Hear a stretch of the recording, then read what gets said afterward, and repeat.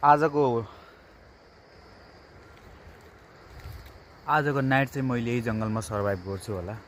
जताकतै जङ्गलै जङ्गल छ, किनकि मलाई आज यहीँ बस्नु छ।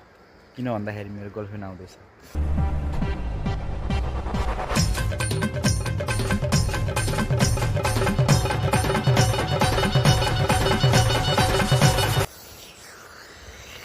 आहा, यो जाडो मौसममा गर्लफ्रेन्ड आउँदैछ। एकछिनपछि म देखाइदिन्छु तिमीहरूलाई है। रुको जरा, सबर करो, बोला धक्का बुक्की नहीं करने का, आराम से लेने का। हाँ। 1 hour later.